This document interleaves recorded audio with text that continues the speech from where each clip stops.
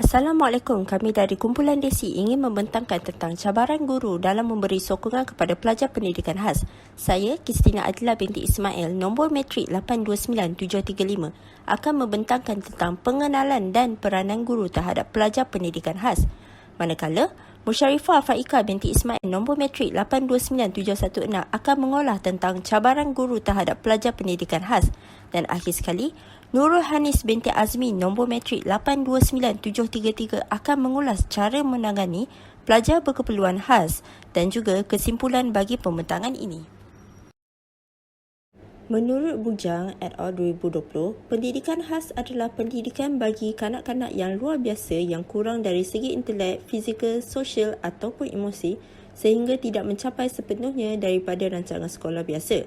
Manakala, bagi pendapat Yusof 2012 pula, pendidikan khas adalah memperuntukkan kemudahan bagi membantu kanak-kanak dan belia yang bersifat luar biasa. Untuk memahami apa itu pendidikan khas adalah wajar kita meninjau beberapa definisi yang dikemukakan oleh pakar-pakar dalam bidang ini. Sebagai contoh, Halahan dan Kaufman 2006 mengatakan pendidikan khas didefinisikan sebagai satu bentuk pendidikan yang disediakan untuk memenuhi keperluan kanak-kanak yang berkeperluan khas. Manakala, Gargiulo 2003 mengatakan pendidikan khas merupakan program pengajaran khusus yang direka bentuk bagi memenuhi keperluan pelajar luar biasa. Ia mungkin memerlukan penggunaan bahan-bahan, peralatan dan juga kaedah pengajaran khusus. Friend 2005 iaitu pendidikan khas adalah pengajaran yang direka untuk khusus bagi memenuhi keperluan kanak-kanak yang kurang upaya. Pengajaran ini mungkin dikeluarkan dalam bilik darjah, di rumah, di hospital ataupun institusi lain. Dan akhir sekali, Mansor 2005 mengatakan program pendidikan khas di Malaysia merupakan satu usaha yang berterusan untuk menggalakkan perkembangan optima seseorang sebagai seorang yang berkemahiran. Antara jenis-jenis pelajar pendidikan khas ialah autism, sindrom Down, cerebral palsy, disleksia, hyperaktif, terancam akal, pintar cerdas dan juga lembam. Pelajar pendidikan khas seperti autism dan sindrom Down adalah pelajar yang kurang memberi perhatian di dalam kelas dan mempunyai pertuturan yang kurang jelas. Jika disuruh untuk membuat kerja sekolah, pelajar seperti ini akan mengelak dan akan membuat perangai. Namun begitu, pelajar seperti ini memerlukan bimbingan yang khas untuk mempelajari sesuatu benda yang baru. Manakala, cerebral palsy pula mempunyai kecederaan otak sehingga sukar untuk menggerakkan sebahagian daripada tubuh badannya, dan disleksia pula merupakan pelajar yang membaca dan menulis secara terbalik dan kurang bersosial. Hyperaktif dan terancam akal adalah salah satu pelajar berkeperluan khas di mana hyperaktif merupakan pelajar yang sangat aktif dan cepat bosan dalam melakukan aktiviti, dan terancam akal pula adalah pelajar yang boleh membaca dan mengurus diri dengan bimbingan yang khusus. Akhir sekali, pintar dan cerdas dan juga lembam di mana pelajar pintar ini mempunyai pencapaian akademik yang tinggi. Berbeza pula dengan pelajar yang lembam di mana pelajar yang tidak dapat belajar secara cepat seperti pelajar normal. Sekarang saya akan terangkan tentang peranan guru terhadap pelajar pendidikan khas di mana guru sebagai pengajar dan juga pendidik haruslah menyampaikan ilmu pengetahuan dan mendidik mereka secara sabar dan ikhlas dalam mencapai objektif pengajaran dan pembelajaran. Selain itu, guru juga adalah sebagai pengurus bilik darjah di mana guru perlu uruskan rutin bilik darjah, menguruskan murid serta menyimpan dan mengemaskini rekod-rekod peribadi murid agar guru tahu tahap kemajuan pelajarnya. Seterusnya, guru sebagai pemberi khidmat nasihat di mana guru seharusnya menjadi pendengar setia kepada pelajar-pelajar berkeperluan khas ini dan sentiasa menyelesaikan masalah mereka. Akhir sekali, guru sebagai moderator yang mana guru boleh menyediakan aktiviti-aktiviti pembelajaran yang sistematik supaya dapat membantu mereka untuk pulih dalam pembelajaran. Assalamualaikum warahmatullahi wabarakatuh. Nama saya Musharifah. Jadi sekarang saya akan membentangkan mengenai cabaran guru terhadap pelajar pendidikan khas. Seperti yang dapat lihat, mempunyai 6 cabaran iaitu komitmen guru, tahap kompetensi guru, pembangunan profesionalisme guru yang terhad, keterasingan program pendidikan khas dalam sistem pendidikan, persekitaran inklusif dan mesra pembelajaran, PIMP, dan sokongan ibu bapa yang terhad. Okey, baiklah untuk cabaran yang pertama iaitu komitmen guru. Guru mempunyai harapan tinggi daripada ibu bapa dan pentadbir yang mana guru dibebani dan juga guru dibebani dengan masalah tingkah laku murid pendidikan khas dan guru juga perlu memantau pembelajaran murid pendidikan khas walaupun murid tersebut sudah memasuki program inklusif. Cabaran yang kedua ialah tahap kompetensi guru. Dalam cabaran ini apa yang boleh saya rumuskan ialah guru memerlukan ataupun kompetensi guru memerlukan tahap yang tinggi. Dalam kajian artikel ini, tahap profesional guru pendidikan khas masih belum mencapai standard yang ditetapkan atau yang diperlukan. Cabaran yang ketiga apa yang boleh saya rumuskan ialah latihan guru yang terhad.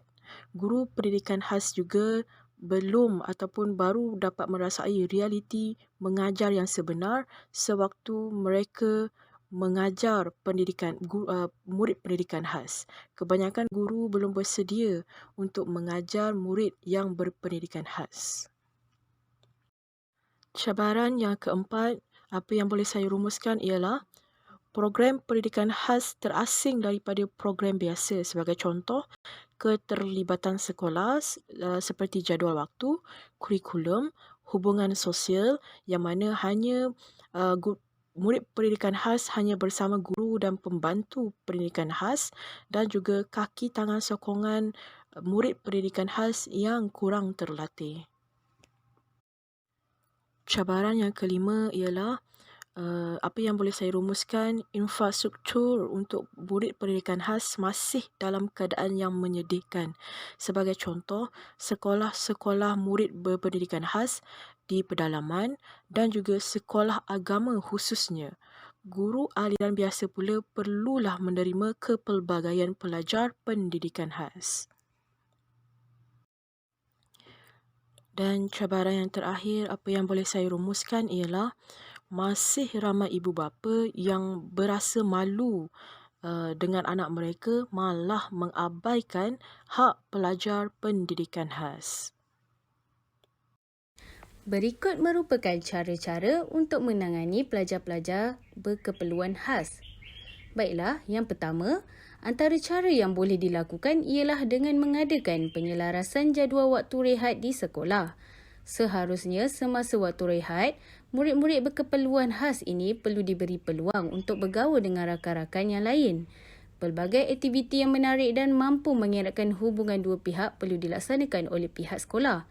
Antara aktiviti yang boleh dilakukan oleh sekolah untuk mewujudkan sikap mutualisme antara dua pihak yang berlainan ini ialah seperti mengadakan aktiviti kebersihan pada awal pagi di kelas-kelas khas.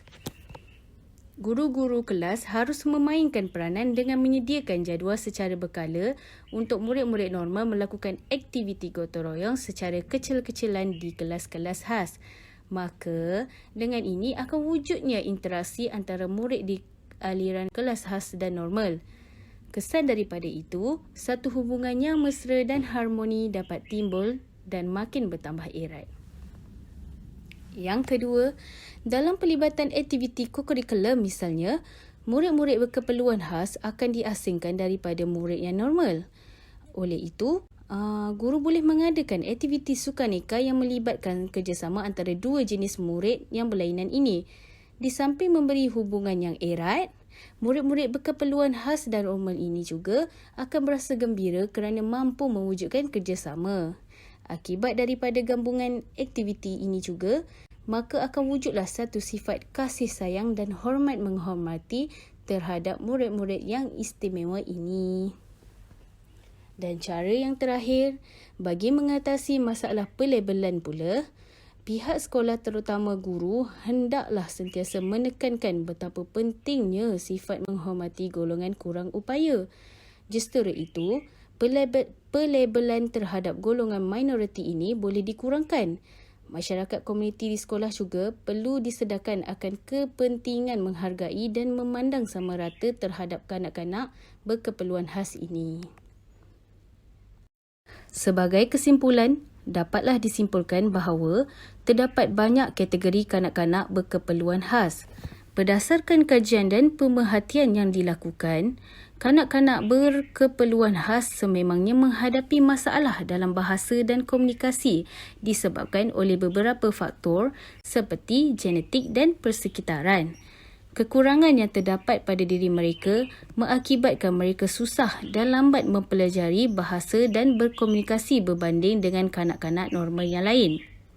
Oleh itu, menjadi seorang guru pendidikan khas bukan sekadar menjadi guru biasa, tetapi sebagai guru yang baik kerana tahap kebergantungan murid kepada guru adalah melebihi murid-murid yang normal. Namun, sebagai seorang guru, keikhlasan dalam mendidik menjadikan mereka seorang yang berfikiran positif, bersikap menerima dan sebagainya. Walaupun banyak cabaran yang ditempuhi, tetapi didiklah mereka kerana mereka berpeluang untuk meningkatkan kualiti hidup dan mengurangkan kebergantungan kepada keluarga, masyarakat dan negara. Sekian, terima kasih.